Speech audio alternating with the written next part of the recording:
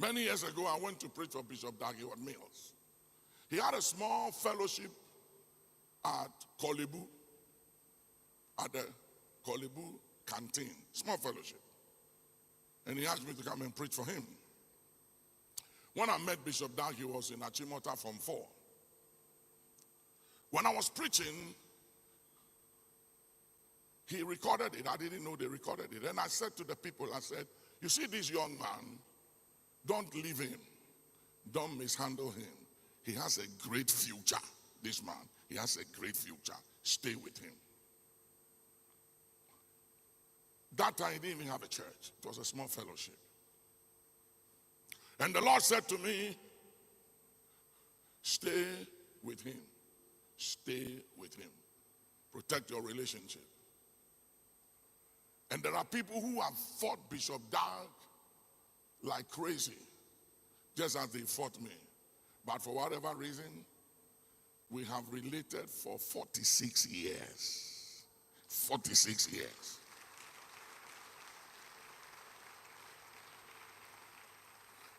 And when I see people trying to relate to him because he feels the blaster square, he's doing big things, I laugh. You know why I laugh? I laugh because I say, where were all these peoples then? If they didn't have the grace, they couldn't have had the capacity to maintain the relationship we've had all these years. You hear his own testimony online. It's no joke. 46 years. Oboda, how many years have I known you? You've been in this house, how many years? 44 years. 40. What? 44 years. Bishop Nyako. 49 years. Bishop Johnny. 35 years. Abigail. 41 years. Irene. 35 years. Jesse. 46 years. Jesse. She brought the husband, Bishop Anum, to church and got him born again.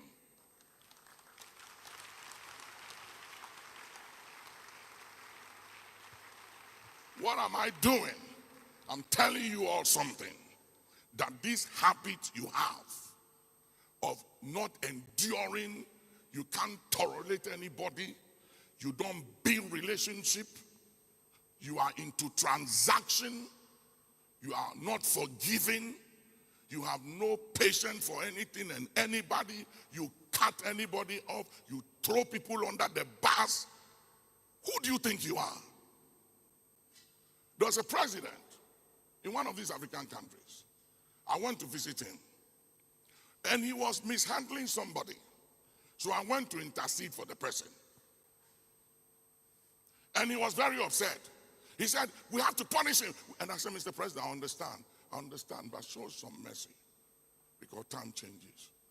He didn't listen. He punished the person. Few years after, another president came into office. That new president is a friend of mine. And they went after him and his vice president. They came to Ghana here to see me, to intervene. And I have to take them to see President Nana Akufo-Addo.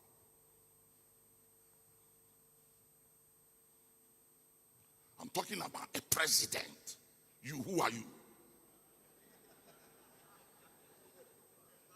And you are bluffing. Honorable, how long have I known you? Honorable Kwamina Battles. 46 years. Hear me.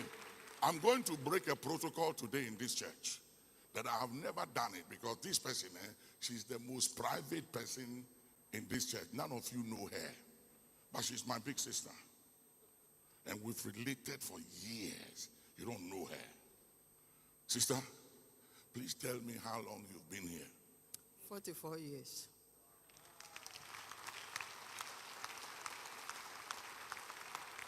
She's my big sister. All her children grow up in this church, but they are all with Bishop Dag. Me and Bishop Dag, we share sometimes. They are all with Bishop Dan. All of them in the Lord. This lady is no joke. She used to be a member of the PNDC.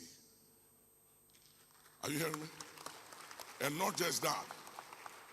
Ambassador to Holland, ambassador to another nation. This woman is no joke. 44 years she's been in this house. And we've related. She's my big sister. I call her sister. Why am I doing this? I want you to understand the message I'm preaching, that some of you are mortgaging and forfeiting your future because a day will come and you will need somebody. And because you didn't treat people right. The other day I met Asantehene at the airport, and my protocol came and said, oh, Nana is passing by.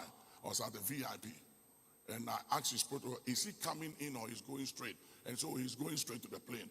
And I said, as soon as his car gets there, let me know. And then when I was coming out, somebody said, he'll come out and greet you. I said, come out and greet you. I'm going to meet him. He doesn't have to come out and greet me. He's Otumfuo. Did you hear the name I gave him? Otumfuo. He's the king of my tribe. My father is Ashanti, and that is our king.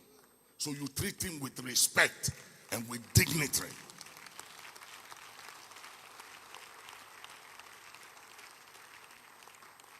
A society that does not respect and celebrate and honor their dignitaries don't go anywhere.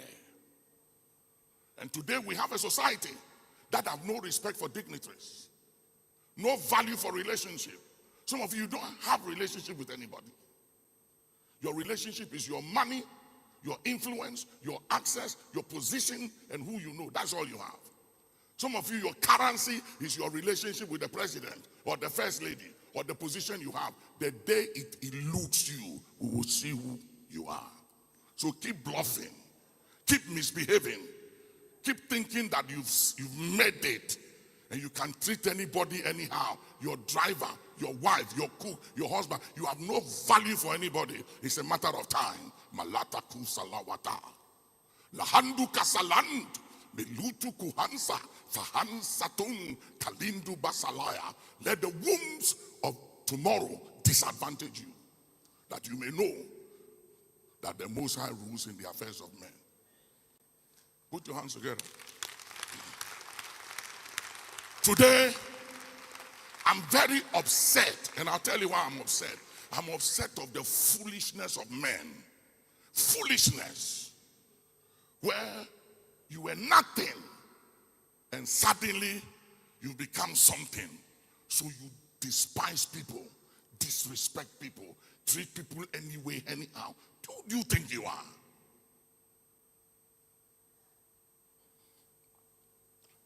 Chief, Mr. Ambassador, how long have you been in this church? 40 years. That's an ambassador.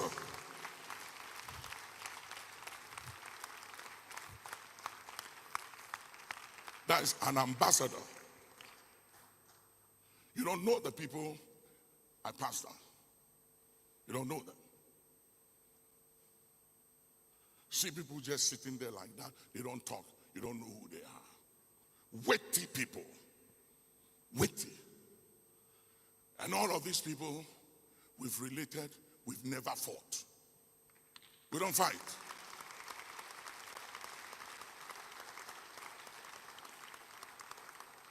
No conflict. Put Bishop Dark's tape on the screen. I want you to hear something Bishop Dark said. 46 years, we've never fought. So when I hear people fighting and attacking Bishop Dark, I feel very, very sad for them. Because you don't know the guy. You don't know who he is. And there are people I've related, like Isudanaba. I've related to people. I have been This president, here, he said something. I want you to hear something he said. I have been associated with the Archbishop, or Papa, as we call him, since 1979. 1979. When I was in Form 4, I believe, From 4 secondary school. in Achimota. And somebody brought me on a Saturday to the International Students Hostel, which I believe is now the Ministry of Foreign Affairs. But it was like some kind of a hostel there. And they said that there was a pastor who had come from Nigeria. He was doing some kind of revival.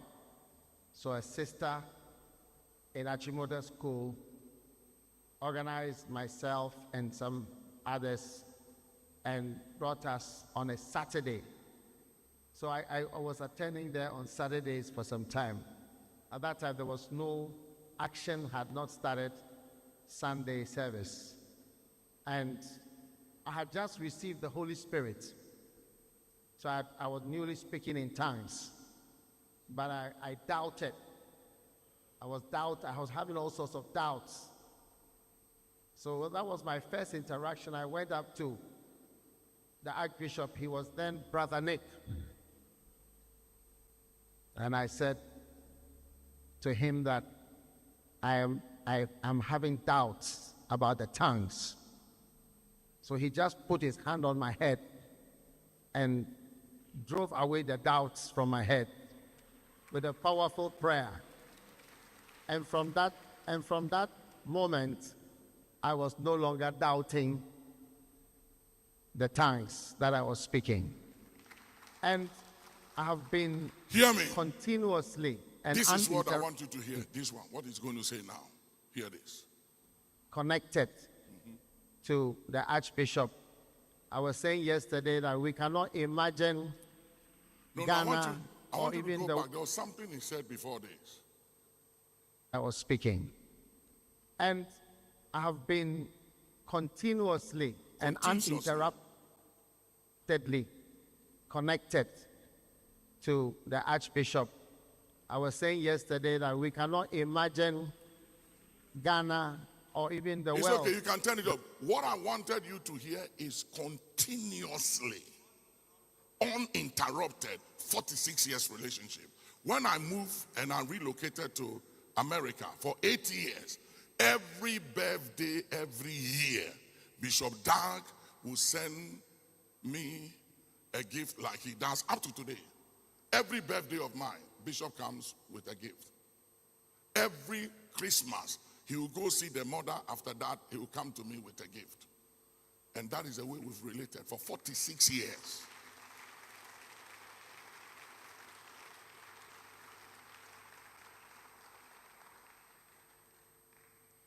I've been in every major event of Bishop Doug's life. I've always been there. That is the way we've related. I want the scriptures to speak to you because I'm very worried.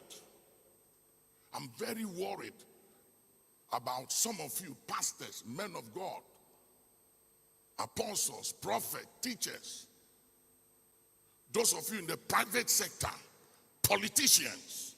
I'm very worried about some of you. The way you treat other people, the way you treat your father, the way you treat your mother, the way you treat people. You have to be very careful. The way you handle people. Because you never know who you will need in this life. I've related to people for decades and we have never fought for one day. You know why? Because it's not a transactional relationship. There are people, it takes every grace of God to relate to them because they are transactional people. When you are fighting for their future, they are rather fighting you because they think you want something from them. They think you need something from them. And it breaks my heart. It really does break my heart. Because some of you who think some of us need I don't need anything from you. That's the sad thing. You rather need me. I really don't need you. And it's a matter of time you will find out that I don't need you and God doesn't need you. So stop the bluffing. Tell to someone and say, stop the bluffing, stop the bluffing.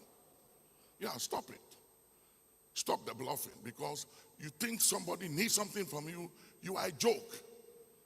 you were a joke. No position is permanent. There's no position that is permanent.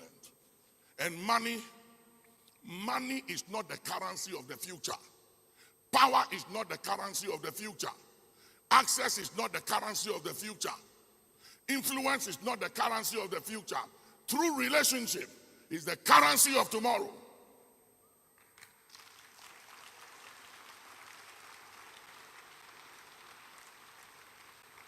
I know you have houses, and I know you have foreign investment, and you are very loaded. One upon a time, there was a guy in this country, he was a finance minister, loaded. You know what he said? He said, he and poverty, they are 1,000 years apart. I didn't say anything. Years after, I was invited for a dinner at Regimanuel, and I saw him. The man has aged, his suit has aged, his shoe has aged, his hair has aged. And I looked at him and I almost said, Mr. 1,000 years between you and money, what happened to you? He had aged. I could not believe it. And I felt very sad. And I said, look at these people. And you know, people who misbehave, when they see power and money, is because they have never seen money before. And they've never seen power before. But if you've seen money before and you've seen power, listen, I relate to 3 billionaires. If I mention their name and you Google, you see them. 3 billionaires. They are friends of mine. We've related for years. We've never broken relationship. That man knows all of them. They're on my phone. And watch this. I have never asked them for a dime, because a Jewish friend of mine taught me something. He said, never ask a rich person for money. Ask him to show you how to make money.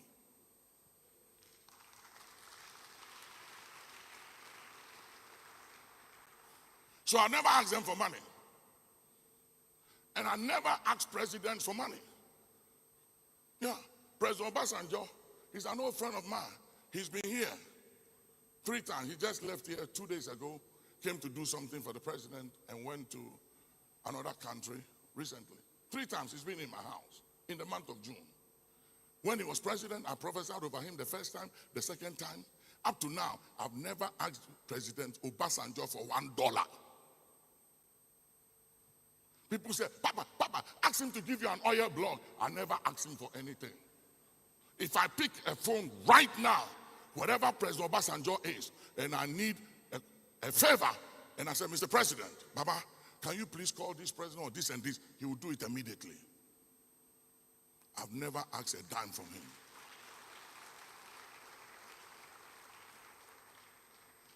I'm teaching you relationships. It pays. It's a currency for the future. So stop this, your bad attitude. Just because you've made some 10 million, 20 million, 40 million, 50, what is all that for? It means nothing. You can lose it in a day. I've seen people with millions and they attack with a bad disease called cancer. And immediately they hear the report, they start diminishing and they begin to die, and their money can't help them. I've seen very powerful people in office that they are sick and they can't even tell the president they are sick. Why? They are afraid that if the president gets to know they have that kind of disease, they will be fired. Or the president will say, give the office to somebody, and they keep it till the day they die. Turn to somebody and say, what is wrong with you?